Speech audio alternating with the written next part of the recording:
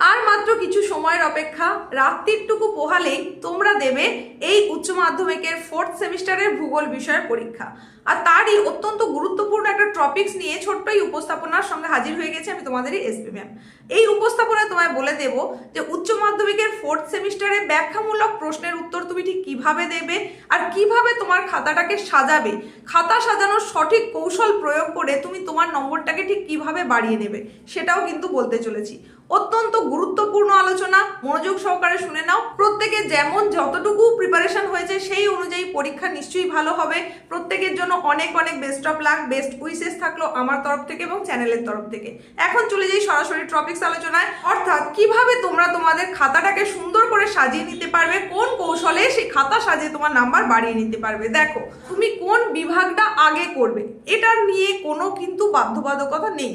তুমি যে কোনো বিভাগ আগে অ্যাটেন্ড করতে পারো, 2 মার্কস আগে করতে পারো, 3 মার্কস আগে করতে পারো, 5 মার্কস আগে করতে পারো, চয়েসটা একেবারেই তোমার। তো এই যেটাই শুরু করবে, আমি এর আগেও একটা উপস্থাপনায় বলেছিলাম তোমরা সিকোয়েন্স মেনটেন করার চেষ্টা করবে। ধরো 5 মার্কসের একটা কোশ্চেন, সেখানে সিকোয়েন্স মেনটেনের কোনো দরকার নেই। একটা প্রশ্নের উত্তর তুমি লিখতে পারো, সেটা মাঝে হোক প্রথমে হোক যেখানে খুশি হোক, তো সেটা তুমি লিখে ফেলতে পারো। কিন্তু যেখানে 2 নম্বরের প্রশ্ন বা 3 নম্বরের প্রশ্ন, সেখানে কিন্তু তোমাদেরকে 6টা করে উত্তর দিতে হচ্ছে। তাহলে এই যে 6টা করে প্রশ্নের উত্তর বলবো একটা জায়গায় করতে, মানে তুমি বিভাগ ক যখন টাচ করছো তখন সেখানে পরপর 6টা প্রশ্নের উত্তর থাকুক, আবার যখন বিভাগ খ করবে তখন পরপর 6টা প্রশ্নের উত্তর থাকুক। এই সিকোয়েন্সটা মেনটেন করো। তোমাদের মধ্যে কেউ কেউ প্রশ্ন করেছিল যে 5 মার্কসের কোশ্চেন যদি আমি আগে অ্যাটেন্ড করি তাহলে কি কেটে দেবে? না, একেবারেই নয়। কেন কেটে দেবে? তোমার উত্তর যদি সঠিক হয়, যথাযথ হয়, তাহলে সেখানে কেটে দেওয়ার কোনো জায়গায় নেই। বরং তুমি যদি শুরুতে ওটা করো তাহলে কি হচ্ছে, সময় দিয়ে করতে পারছো 5 মার্কসের কোশ্চেন, সেখানে ভেবে চিনতে সুন্দর করে ছবি দিয়ে ভালো করে উপস্থাপন করার তোমার কাছে সুযোগ থাকছে, তাই তুমি সেটা করতেই পারো। কিন্তু যেটা করতে হবে সেটা হচ্ছে যে বিভাগ তুমি অ্যাটেন্ড করছো, মানে বিভাগ গয়ে 5 মার্কের প্রশ্ন আছে, সেটাকে কিন্তু সুন্দর করে তোমাকে আগে উল্লেখ করে দিতে হবে। তো এইভাবে তুমি খাতাটা সাজাবে। আর কি কি কৌশল তোমাকে নিতে হবে সেটা আমি একটু বোর্ড ওয়ার্কের মধ্যে দিয়ে তোমাদেরকে দেখিয়ে দিচ্ছি, দেখে নাও, বুঝে নাও। দেখো, তোমাদের যে অ্যান্সার শিটটা দেওয়া হবে সেটাকে কিন্তু তোমাকে মার্জিন করে নিতে হবে। সব সময় যে স্কেল আর পেন্সিল বা পেন দিয়ে মার্জিন করতে হবে এমন কোনো বাধ্যবাধকতা নেই। তুমি খাতাটাকে জাস্ট ভাঁজ করে দাও, চারপাশে ভাঁজ দিতে পারো বা মাথায় আর বাম দিকে ভাঁজ দিতে পারো। ভাঁজটা দিয়ে দিলেই কিন্তু একসঙ্গে একাধিক পেজ, মানে টোটাল তোমার অ্যান্সার শিটটা একটা রুল হয়ে যাবে। এবার তুমি বাম দিক আর মাথা শুধু এটুকু দিতে পারো বা চারপাশেই দিতে পারো, কিন্তু ডান দিক আর নিচের পোর্শনে খুব বেশি জায়গা ছাড়ার প্রয়োজন নেই। ভাঁজ দেওয়ার পর যদি তোমার জায়গাটা এইরকম দাঁড়ায়, ধরো এই যে আমার এখানে যে যতটা রুল করে দেওয়া রয়েছে এতটা হয়তো তোমার ভাঁজের ভেতরের অংশ হলো, তাহলে তোমাকে কি কোথায় করতে হবে এবার বুঝে নাও। ধরো তুমি বিভাগ ক অ্যাটেন্ড করছো, তাহলে সেটা অবশ্যই খাতার মাঝ বরাবর সুন্দর করে লিখে দাও বিভাগ ক বলে। এবার তুমি একের দাগের অ্যাটেন্ড করছো, মানে সেখানে কটা প্রশ্ন দেওয়া থাকবে? 4টে প্রশ্ন দেওয়া থাকবে, 2টো করতে হবে। তাহলে একের দাগের এ বি ধরো তুমি অ্যাটেন্ড করবে, তাহলে সেখানে বাম দিকে যেটা রুলের বাইরে, মানে মার্জিনের বাইরে যেটা, বা পেজ ভাঁজ করে দেওয়ার পর বাইরে যে অংশটা ছিল সেই দিকে তুমি দাগ নম্বরটা দিয়ে দাও। একের এ আমি এখানে দিয়েছি। ধরো তোমার প্রশ্ন এসেছে হিম প্রাচীর বলতে কি বোঝো, তাহলে এই যে হিম প্রাচীর কাকে বলে বা হিম প্রাচীর বলতে কি বোঝো সেটার উত্তর তোমরা এইভাবে লেখো। দেখো, হিম প্রাচীর কথাটাকে আমি পয়েন্ট করেছি, আলাদা কালিতে পয়েন্ট করেছি, ব্ল্যাকে পয়েন্ট করেছি, আমি নীলে লিখেছি। তাহলে ব্ল্যাকে আমি পয়েন্ট করে দিলাম, সেখানে উত্তরটা আমি কিভাবে লিখছি? সমুদ্র জলের উষ্ণতা, লবণতা ও ঘনত্বের পার্থক্যে যখন দুটি স্রোত সমুদ্রের কোনো অংশে মিলিত হয়ে একটি স্পষ্ট বিভাজন রেখা তৈরি করে তখন তাকে হিম প্রাচীর বলা হয়। এখানে ওই হিম প্রাচীর কথাটাকে হাইলাইট করার জন্য আমি আবার আন্ডারলাইন করে দিয়েছি। এটা তোমরা করতে পারো। তুমি যদি ব্ল্যাকে লেখো তাহলে ব্লুতে পয়েন্ট করো। এবং আমি শুধু পয়েন্ট করেছি এরকম নয়, এখানে ভালো করে লেখাটা বোঝো। এই হিম প্রাচীর কথাটা যাতে স্পষ্টভাবে বোঝা যায়, আমি কিন্তু এই দুটো লাইন লিখেছি, দেখো একই দূরত্ব মেনটেন করে, একই রকম আমরা গ্যাপটা রেখেছি, তারপরের লাইনটা করেছি একদম শুরুর থেকে। তাহলে এইভাবে তুমি করো। এরপরে হিম প্রাচীর সম্পর্কে তুমি 2টো বা 3টে বৈশিষ্ট্য লিখে দাও। সেখানে আমি পয়েন্ট করেছি বৈশিষ্ট্য বলে, 1 নম্বর বৈশিষ্ট্য লিখলে, 2 নম্বর বৈশিষ্ট্য লিখলে আমার উত্তর কমপ্লিট হয়ে গেল। এইবার তুমি একটা এন্ডিং লাইন দিয়ে দাও, মানে একের এর দাগের প্রশ্নের উত্তর আমার শেষ হলো, সেটা বোঝানোর জন্য আমি একটা এন্ডিং লাইন দিয়ে দিলাম। এরপরে কি শুরু করব? একের বি, তাহলে আমি আবার এখানে বি দাগ দিয়েছি সেই ভাঁজ দেওয়া জায়গার পরে বাইরের দিকে। তাহলে বি দাগ দেওয়ার পর আবার যে প্রশ্ন থাকবে সেটা তুমি এখান থেকে আবার শুরু করো যদি জায়গা থাকে, আর যদি জায়গা না থাকে তাহলে তুমি নেক্সট পেজে চলে যাও। যদি জায়গা থাকে তাহলেও বলবো এখানে কিছুটা জায়গা তুমি ফাঁক দাও, এই এ আর বি এর মাঝখানে যেন একটু জায়গার গ্যাপ থাকে, যেন বোঝা যায় যে এটা একটা আলাদা শুরু হচ্ছে। এইভাবে তোমরা লিখতে পারো। যদি পেজ থাকে, পেজে জায়গা যদি থাকে একই পেজে তাহলে একটু গ্যাপ দিয়ে লেখো, যদি জায়গা না থাকে তাহলে নেক্সট পেজে আবার দাগ নম্বর দিয়ে একই প্রসেসে লিখতে থাকো। তাহলে আশা করছি 2 মার্কসের প্রশ্নের উত্তরটা তোমরা কিভাবে সাজাবে সেটা বুঝে গেছো। এইবার 2 মার্কসে এমন কিছু কিছু প্রশ্ন এসে থাকে যেখানে হয়তো ছবি দিলে ভালো হয়, ছবি দেওয়া সম্ভব, কিন্তু এর আগেও একটা উপস্থাপনা আমি বলেছিলাম, ধরো তোমাকে প্রশ্ন করেছে জায়র কি বা জায়র বলতে কি বোঝো, সেখানে তুমি কি ছবি দেবে, দিতে পারবে না। কিন্তু হয়তো তোমাকে বললো যে স্পিড বলতে কি বোঝো, তাহলে সেখানে তুমি দিতেই পারো একটা ছোট্ট করে ছবি। তাহলে সেই ছবিটা তুমি হয় এই মাঝ বরাবর লেখার মাঝখানে করতে পারো, না হলে এরকম ধারের দিকে করতে পারো, যেভাবে খুশি করতে পারো। তাহলে কি হলো, উত্তরটা খুব পরিপাটি হলো এবং খুব আকর্ষণীয় হলো, খাতাটা দেখতে খুব সুন্দর হলো।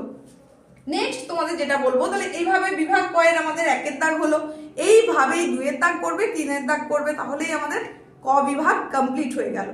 আবার যখন তুমি খ বিভাগে চলে যাচ্ছ, যদি একই পেজের মধ্যে ধরো বিভাগ কয়ের লাস্ট উত্তর যেটা হচ্ছে সেই পেজেই তুমি বিভাগ খ শুরু করছো, তাহলে বলবো ওই যে গ্যাপ দেওয়ার কথা বলেছিলাম এই গ্যাপটা একটু বেশি পরিমাণে দাও, তারপরে বিভাগ খ শুরু করো। এইভাবে করতে পারো। আর যদি তোমার নেক্সট পেজে চলে যায় তাহলে যেমন ভাবে বিভাগ ক আমরা মাথায় হেডিং করে শুরু করেছিলাম এইভাবে বিভাগ খ হেডিং করে শুরু করে দেবো। আর যদি একই পেজে হয় সেক্ষেত্রেও তোমাকে হেডিংটা করতে হবে, কিন্তু গ্যাপটা একটু বেশি করে দেবে। বোঝাতে পেরেছি আশা করছি। এরপরে বিভাগ খ এবং বিভাগ গতে তোমার কি রয়েছে, 3 নম্বরের প্রশ্ন, 5 নম্বরের প্রশ্ন, সেইগুলো তুমি কিভাবে সাজাবে আমি এখানে একটুখানি হালকা বোঝানোর চেষ্টা করেছি, দেখে নাও, আশা করছি বুঝে যাবে। দেখো যদি বিভাগ খ হয় তাহলে সেটা লিখছো, বা বিভাগ গ হলে সেটা হেডিং করছো। এইবার তোমার যে দাগের প্রশ্ন আছে সেই দাগ নম্বরটা অবশ্যই ভাঁজ দেওয়া পেজের বাইরে তুমি দিয়ে দিচ্ছ। দাগ নম্বর দিতে কিন্তু কোনোভাবেই ভুল করলে চলবে না, এমনকি সেটা এর করছো না, বি করছো না, সি করছো না, ডি করছো, একদম খেয়াল করে সেটা তোমাকে দিতে হবে। নেক্সট যেটা বলেছি পয়েন্ট করো, মানে যে উত্তরটা তুমি লিখছো সেটা 3 নম্বরের ক্ষেত্রেও একই, ধরো বলেছে তোমাকে মধ্য সামুদ্রিক শৈলশিরার বৈশিষ্ট্য লেখো, তাহলে তুমি পয়েন্ট করো মধ্য সামুদ্রিক শৈলশিরার বৈশিষ্ট্য এরকম। তারপরে সেখানে একটা লাইন হয়তো লিখে দিলে মধ্য সামুদ্রিক শৈলশিরাটা কি জিনিস, তারপরে তার বৈশিষ্ট্যগুলো পরপর লিখে গেলে কয়েকটা। এবার এই 3 মার্কের প্রশ্নের জন্য অবশ্যই বলবো বৈশিষ্ট্য অন্তত চেষ্টা করবে 5টা দিতে, বা কোনো একটা প্রশ্ন দিয়েছে সেটারও পয়েন্ট আকারে তুমি 3টে তো পয়েন্ট অতি অবশ্যই দিতে হবে, 5টা পর্যন্ত তুমি দিতে পারো। আর 5 মার্কসের কোশ্চেনে তোমাকে যেমন বলবে, কোথাও হয়তো বলেছে সৃষ্ট ভূমিরূপ, যে কোনো 5টি সৃষ্ট ভূমিরূপ, হয়তো বললো নদীর পুনর্যৌবন লাভের ফলে সৃষ্ট 5টি ভূমিরূপ সম্পর্কে আলোচনা করো, তাহলে সেখানে 5টি উল্লেখ করে দিয়েছে, তোমার বেশি করার কোনো প্রয়োজন নেই, ওই 5টাই করো, যেগুলোর ছবি তোমার দ্বারা করা সম্ভব সেই পয়েন্টগুলো দাও, দিয়ে ওই 5টা উল্লেখ করে দাও। আর যেখানে উল্লেখ থাকবে না সেখানে একটু বেশি করে দেওয়ার চেষ্টা করবে। আশা করছি বোঝাতে পেরেছি।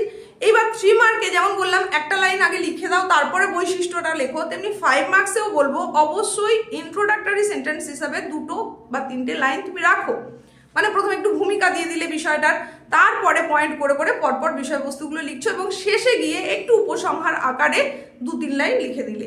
এখানে কিন্তু তোমার ইন্ট্রোডাকশন বা কনক্লুশন বলে কিছু পয়েন্ট করার দরকার নেই, বা ভূমিকা উপসংহার বলে পয়েন্ট করার দরকার নেই, প্যারা করেই এমনভাবে লেখো যেন সেটা বোঝা যায়। আর প্যারা চেঞ্জ করাটা তোমরা জানো, সেটাও একটু গ্যাপে প্যারাটা চেঞ্জ করতে হয়। এইবার আসি 3 মার্কসের কোশ্চেনে কিন্তু সম্ভব হলে মানে কেমন কিছু প্রশ্ন দেবে যেখানে ছবি আঁকতেই হবে। 3 মার্কসের কোশ্চেনে যদি ছবি আঁকা সম্ভব হয়, বাধ্যতামূলক ছবি কিন্তু আঁকতেই হবে, না হলে পুরো নম্বর পাবে না, 3-এর মধ্যে তাহলে 2 পাবে হয়তো।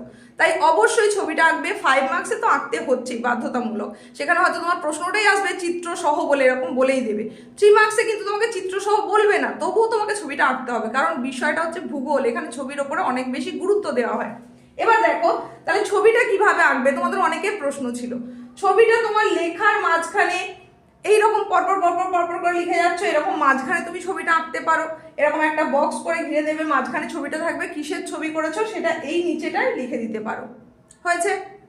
এরপরে কেউ চাইলে এরকম লিখছো, পরপর লিখছো, এইরকম সাইডে ছবিটা হয়তো এঁকে দিলে, সেটাও কিন্তু চলবে।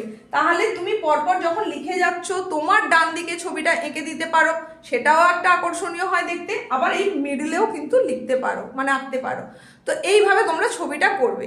আর লেখাটা যেন মানে খুব আর্টিস্টিক হতে হবে এরকম বিষয়টা একেবারেই নয়, তবে যেন বোধগম্য হয়, পড়ার উপযোগী হয়, পরীক্ষক যেন পড়তে পারেন সেই রকম পরিষ্কার পরিচ্ছন্নভাবে লিখবে। কোনো একটা কিছু ভুল হয়ে গেলে, সেটা তো হতেই পারে লেখার সময়, তাহলে শুধু একটা লাইন থ্রু করে দাও, সেখানে হাবিজাবি করে কাটতে একেবারেই যাবে না, সেটা দেখতেও খুব নোংরা হয় আর খাতাটা একটা বাজে ইমপ্রেশন চলে আসে। তা এইভাবে যদি তুমি মেনটেন করতে পারো, খাতাটাকে যদি এই পদ্ধতিতে সাজাতে পারো, তাহলে অতি অবশ্যই কিন্তু তোমার নাম্বার বাড়তে বাধ্য। কারণ ভূগোল বিষয়টা যেহেতু একটা প্র্যাকটিক্যাল সাবজেক্ট, সেখানে ছবির ওপর যেমন গুরুত্ব দেওয়া হয়, তেমনি তুমি ঠিক কিভাবে প্রেজেন্ট করছো সেটার উপরেও অনেকটা বেশি গুরুত্ব দেওয়া হয়। তাই এই কথাগুলো মাথায় রাখো। শেষ মুহূর্তে আমার মনে হলো এই গুরুত্বপূর্ণ কথাগুলো তোমাদের বলার প্রয়োজন রয়েছে, তাই বললাম। আবারও বলি, বেস্ট অফ লাক।